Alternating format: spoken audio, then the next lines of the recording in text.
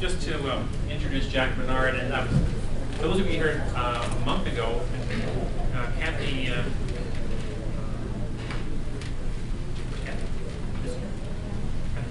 oh, right there, yeah, okay.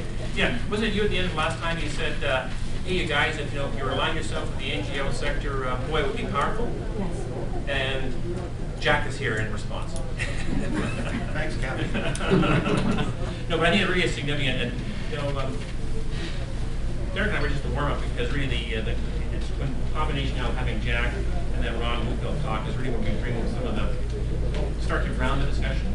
And I'll let you introduce yourself, but I think one thing we can't tell people is you are the executive director of the Comox Valley Land Trust.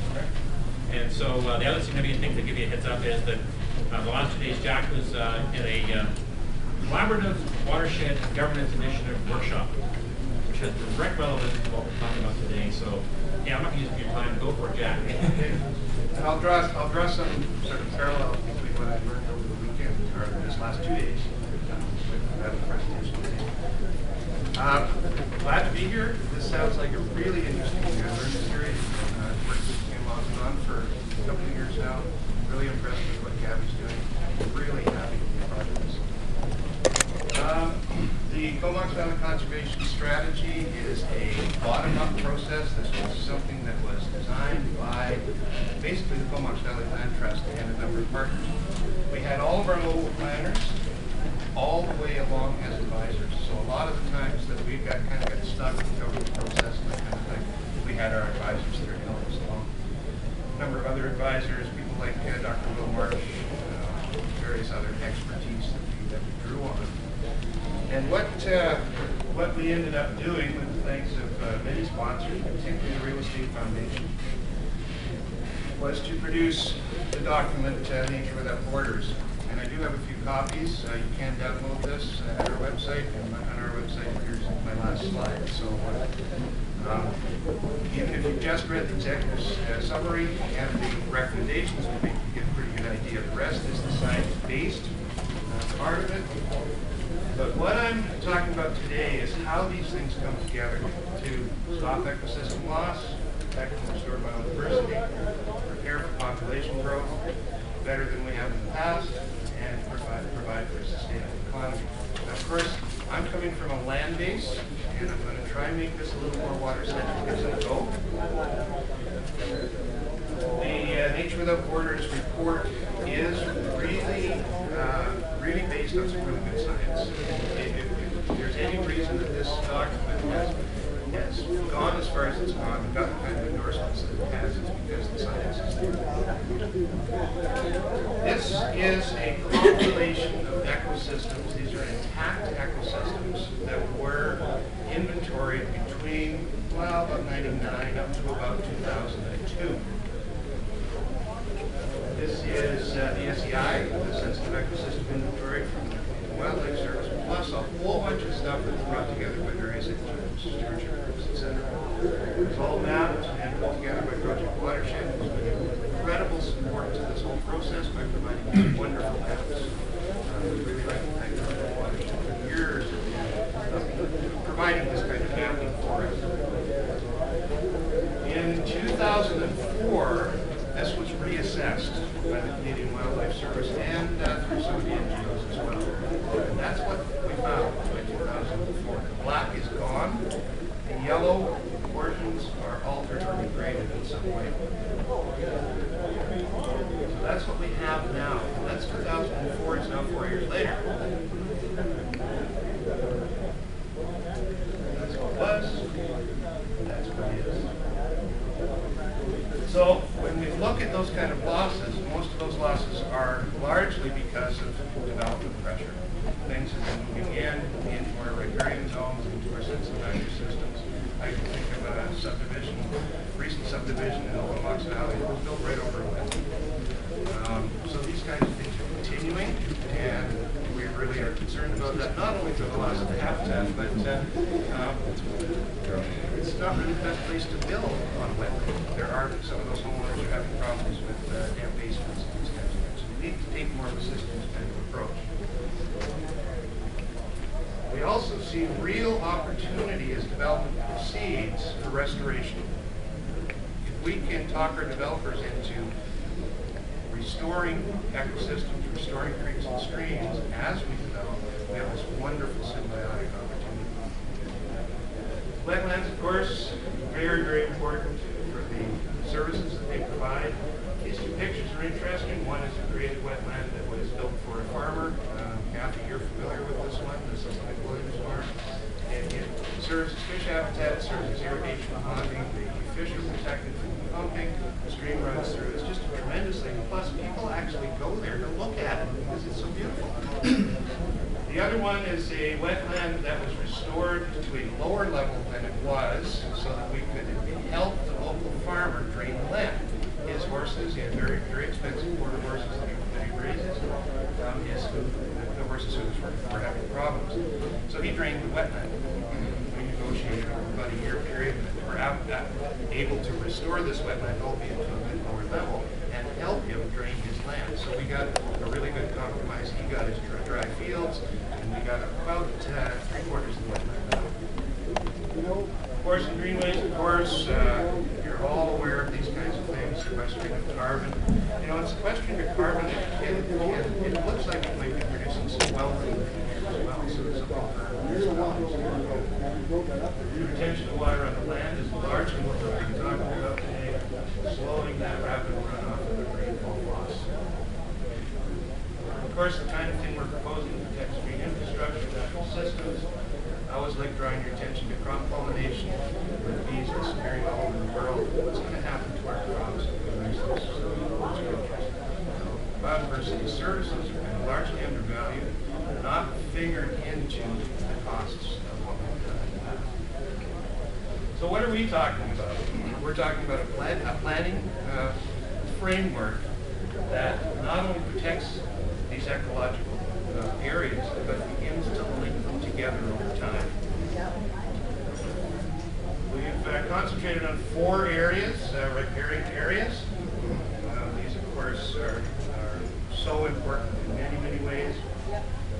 Sensitive ecosystems, 2 pictures here. Forests, second growth forests are largely becoming intact ecosystems around the valley. 80-year-old forest is now starting to offer some really good ecosystem services. And wetlands, again, very, very important. Critical watersheds, these 2 watersheds were recommended in a larger conservation strategy, the Vancouver Island Conservation Strategy, as fairly pristine watersheds and critical to the long term. They're very noisy in the back, Jack. Okay, and critical to the long-term health of the region. The thin black line around here is the study area of the Nature Without Borders project. This is the Sable watershed to the south and the Browns watershed to the north. You can see too that by having some kind of level of protection on that watershed basis, you get a connection for wildlife between the east and west coast of the island. Upland wildlife corridors, these have proved to be the more controversial or difficult concept to get across or to get a lot of buy-in. But these are, again, opportunities over time to build contiguous wild space so that our animals can migrate like they need to. So let's have a look at what we're talking about. These are the currently protected areas in the valley, pretty spotty. A lot of the area around the cities, just so you know what you're looking at here, the brown area is just the land base. The light blue areas are creeks, streams, wetlands, etc. And the white is the cadastral information or the property lines in the valley. So that's why there's these white blobs in our municipal areas, because the lines are quite close together. Strathcona Park offers a real good refuge habitat. We've got the Cumberland Forest is really intact. Seal Bay has been compromised to a certain extent with human ingress, new trails and bridges, so there's a lot more activity in there. But the rest of it basically are playing fields, schoolyards, these kinds of things. Great open space, great for recreation, but not what we would call ecosystems in themselves. So we're recommending a 30-meter buffer on all creeks and streams. Not a no-go zone per se, but a kind of conservation zone, so that anything that happens in there, much like the RAR, happens very, very carefully. That's the sensitive ecosystems. You can start to see that these buffers really start to link these things together. That's the critical watersheds that come in, again, for that larger movement of animals from the east coast to the west coast. And that's the wildlife corridors we've just brought in there now. Now these are kilometer-wide swaths on the landscape, and we're not suggesting that they need to be a kilometer wide. We're suggesting that this is a tool that planners can use over time to build these corridors as best as possible when you're working with landowners. So let's look at a close-up. This is the Millard Piercy watershed. Very tiny little watershed, really understandable because of its size. You can kind of wrap your arms around it and really understand it. When we zoom in, right away we see part of the problem. There's 4 jurisdictions, and each of these jurisdictions have a slightly, or in some cases, a more than slightly different way of approaching this. So what we're recommending is you take away the boundaries, and you look at this as a system. And I think that we, the two sessions that you've already had have talked a lot about this. Put in the buffers, and you start to see some real good ability for animals, right down to microorganisms, to begin to support the biodiversity. There's the sensitive ecosystems. There's the wildlife corridors. We don't think these are quite right in this area. They do need some ground truthing and some changing, but that takes funding, and funding is always a problem for NGOs. That the last polygons that have come in there is the agricultural land reserve, and there is some protection on that land. So that's basically what we're kind of proposing, is you lay this down as a protection. This is what you protect. So you go to your own community, you look at the kind of mapping you have, you put these kind of buffers on, you look at where the wildlife is moving, and you put this kind of protection in place, and hopefully, to a certain extent, hopefully to even more, even a great extent, that you make these areas off limits to development and infrastructure. That you use the natural systems more and more and more as your infrastructure, and think in terms of these systems. Here's another example. This is the Brooklyn Creek watershed. You can see that there's 3 distinct areas. There's the really infilled portion of Comox, very urban. You get into area B here in the watershed that's quite rural, and then into a new area in the city of Comox. Well, it's not so new anymore, but that's the Crown Isle development. So the land development upstream, of course, is creating problems downstream. This is something we all know about and have seen over and over and over again. So by taking a systems approach as we develop, hopefully we can stop these kinds of things. Comox not only built ponds to help control the flooding there, but there's been a lot of work in Salish Park, which is right there, over the years to try and solve some of these problems. And I think those problems are still ongoing to a certain extent. So this kind of conservation and regional planning really does benefit local government. Again, stopping those losses, and those ecosystems really have been linked to long-term infrastructure cost savings, tax stability, all of these things. Higher environmental standards. I think that everybody I've talked to in the last 3 years is talking about higher environmental standards. How do we get there? Proactive protection, we think, is how you get there. You lay down the protection and then you build around it. And I'll refer to that again a little later. The Nature Without Borders report does talk about some new tax incentives, new ways of recovering costs. What have we accomplished so far? We've got a commitment by all the local governments to endorse regional conservation planning as a first step in land use and growth management planning. And they've agreed to participate in a joint conservation planning project. And we've given, this is the 26th presentation we've given in less than a year.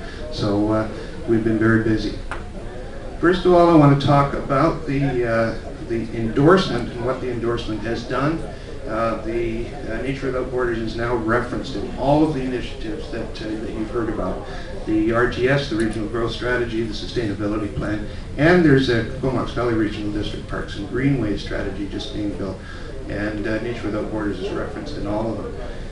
Very important now that we start to integrate these things together. This is probably our biggest challenge at this point, is to prevent the stovepiping from these various initiatives, and the designated team, particularly a regional team, would be very, very effective.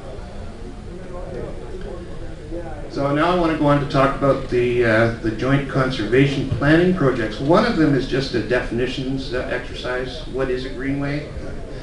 So that we're all on the same page.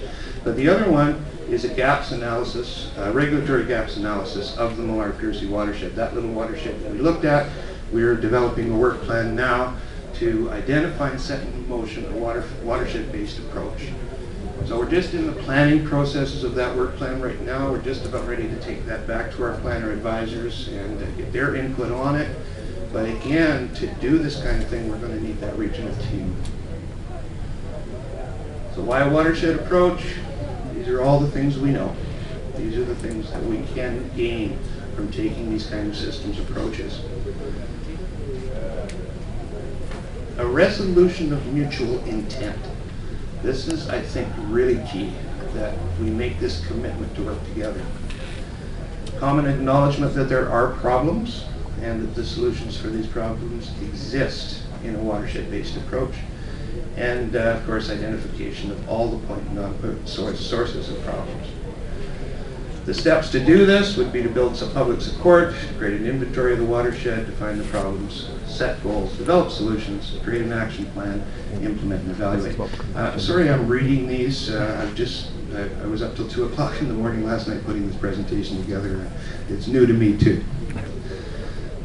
So we're all aware of these modern ways of doing business. These have been around for a while. Watershed-based land use planning is not new, but it's very difficult to accomplish with the sort of arbitrary jurisdictional types of boundaries that we're working with. So now the provincial government has spelled out a wonderful document supporting this kind of regional approach, and from a watershed perspective. When I first read this document, I was absolutely thrilled. Here's one of the quotes, though, from it, and I'm not trying to be facetious or difficult in this translation, but I do see some, it seems to me to be very thin. Water's getting to be more and more an issue, and to keep up this growth that we're currently enjoying, we need to gain water through conservation. So, agriculture does use most of our water to grow the food. We have to avoid pollution, so clean energy is important, but is that clean coal? Is that nuclear? I mean, I'm not against these things, but there's not a real clear direction in that quote as to what we really mean here. And our beautiful environment, is that all we're going to do is keep it pretty? I think we have to think a bit more deeper than that.